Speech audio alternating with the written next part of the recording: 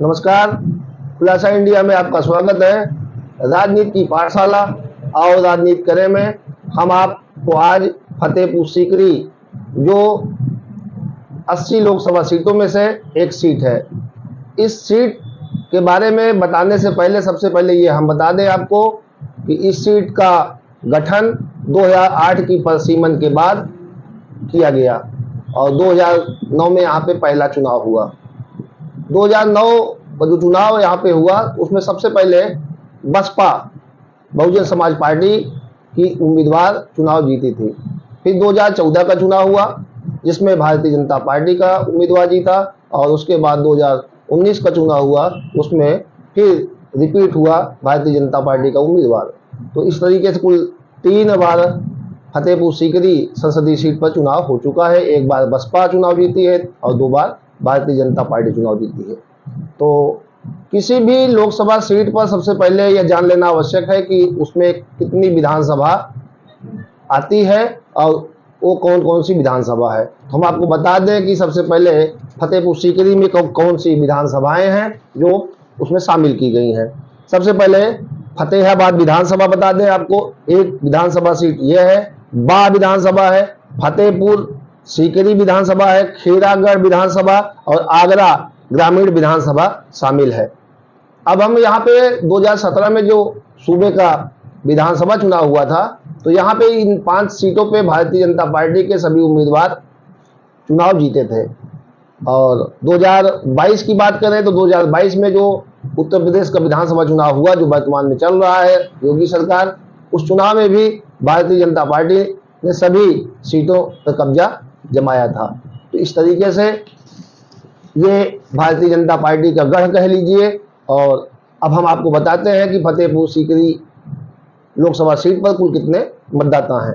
यहाँ पर लगभग 17 लाख मतदाता हैं, जिनमें पुरुष मतदाता की बात करें तो पुरुष मतदाता 9,24,551 हैं और 7,68,357 महिला मतदाता हैं। ट्रांसजेंडर मतदाताओं की बात करें तो 53 मतदाता ट्रांसजेंडर हैं। तो इस तरीके से 16,92,961 कुल मतदाता हुए।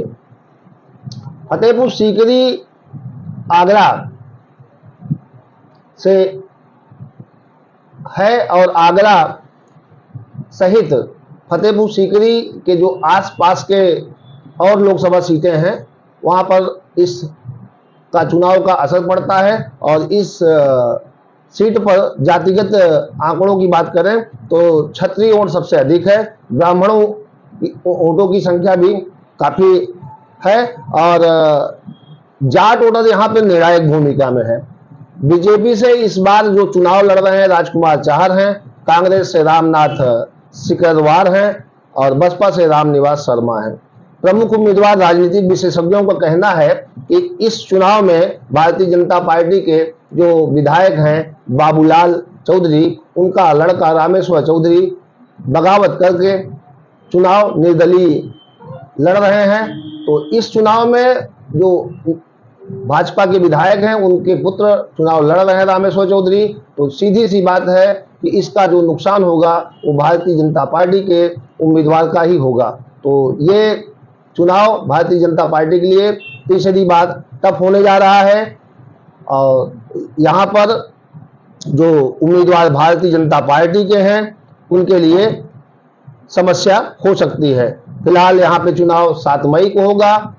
तीसरे चरण में देखना ये होगा कि इस बार भारतीय जनता पार्टी तीसरी बार यहाँ से हैट्रिक मार पाती है, राजकुमार चाहर चुनाव जीतते हैं या चुनाव हारते हैं। तो इस तरीके से हमने आपको बताया कि ये फतेहपुर सीकरी सीट 2 टुकड़ों में भारतीय जनता पार्टी के बंटने से यहाँ महासंग्राम जो हो रहा है वो बहुत रोचक हो चुका है।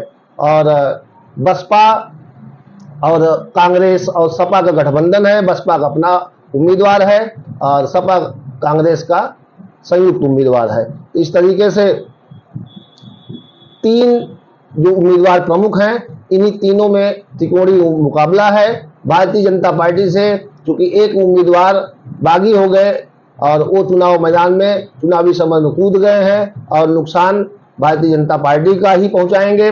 तो इस तरीके से फतेहपुर सीकरी में भारतीय जनता पार्टी को उनके ही पार्टी के बागी जो चुनाव लड़ रहे हैं, विधायक पुत्र हैं, वो नुकसान पहुंचा सकते हैं। फिलहाल यहाँ पर मुख्यमंत्री योगी आदित्यनाथ जनसभा कर चुके हैं। उन्होंने अपनी जनसभा में कहा कि अयोध्या और काशी लक्ष्य पा लिया है, अब ब्रज की बारी है। फतेहपुर सीकरी में योगी आदित्यनाथ ललकारे। और 2009 की बात बताएं तो यहाँ पे बसपा ने खाता खोला था और सीमा उपाध्याय, जो रामवीर उपाध्याय बिजली ऊर्जा मंत्री की पत्नी रहती हैं, उनको टिकट दिया जाता है और ये चुनाव यहाँ से जीत जाती हैं। सीमा उपाध्याय को 2,09,466 वोट मिलते हैं। कांग्रेस के राज बब्बर को 1,99,530 वोट मिलते हैं, जबकि बीजेपी के राजा महेंद्र अली दमन को 1,54,373 वोट मिलते हैं। वे तीसरे स्थान पर रहते हैं। साल 2009 की ये लड़ाई त्रिकोणीय थी। और 2014 की बात करें तो 2014 में देश में मोदी लहर थी और यहाँ से बाबूलाल चौधरी को भाजपा उम्मीदवार बनाती है। एक तरफा जीत फतेहपुर सीकरी की जनता भाजपा के पक्ष में देती है। तो सीमा उपाध्याय यहाँ से दोबारा बसपा की उम्मीदवार रहती हैं, पर वो चुनाव हार जाती हैं। लोकतंत्र में सत्ता का परिवर्तन का अधिकार सिर्फ और सिर्फ जनता के हाथ में ही होता है। और फतेहपुर की सीकरी की जनता साल 2014 में भाजपा प्रत्याशी चौधरी बाबूलाल को भरपूर प्यार दिया और बाबूलाल चौधरी को करीब 44% वोट देकर सदन पहुंचा दिया। लोकसभा 2014 की इस सीट पर चौधरी बाबूलाल को 4,62,589 वोट मिले थे और भारतीय जनता पार्टी का परचम लहराया था। तो वहीं बहुजन समाज पार्टी की सीमा उपाध्याय को 2,53,483 वोट मिले थे और वो दूसरे स्थान पर थी। तो इस तरीके से समाजवादी पार्टी की रानी लाक्षिका सिंह को 2,13,397 वोट मिले थे, वे तीसरे स्थान पर थी। तो कमोबेश ये कह लीजिए कि यहाँ पर सपा और जो बसपा थी ये लगभग आगे पीछे थी और भारतीय जनता पार्टी की चूंकि मोदी की लहर थी, इसलिए उन्हें 4 लाख मतलब 46% वोट उनको मिल गया, इसलिए वो प्रचंड बहुमत से चुनाव जीत गए। अब हम बात करते हैं 2019 की। 2019 में भी भारतीय जनता पार्टी दोबारा यहाँ से चुनाव जीत जाती है और यहाँ भारतीय जनता पार्टी ने इस बार अपना उम्मीदवार बदल दिया था। अपने उम्मीदवार के रूप में राजकुमार चाहर को प्रत्याशी बनाया और 2009-19 के लोकसभा चुनाव में भाजपा ने राजकुमार चाहर को मैदान में उतारा। कांग्रेस ने फिर से अभिनेता राज बब्बर को चुनाव में उतारा था। वहीं बसपा के गठबंधन के प्रत्याशी भगवंत शर्मा उर्फ गुड्डू पंडित को टिकट दिया था, परंतु भारतीय जनता पार्टी के हिस्से में यह सीट फिर से आई और दोबारा मतलब दूसरी बात ये सीट रिपीट हुई। अब भारतीय जनता पार्टी हैट्रिक मारने के लिए उत्साहित है, लालायित है, परंतु उसकी इस लालसा में भारतीय जनता पार्टी के विधायक बाबूलाल चौधरी के पुत्र रामेश्वर चौधरी ही विघ्न डाल रहे हैं। तो फिर से आपको बता दें कि 7 मई को यहाँ पे मतदान है और 4 जून को एक साथ देश में जब चुनाव परिणाम आएंगे तभी तय होगा कि फतेहपुर सीकरी में भारतीय जनता पार्टी हैट्रिक लगा पाती है या सीट गंवा देती है। धन्यवाद।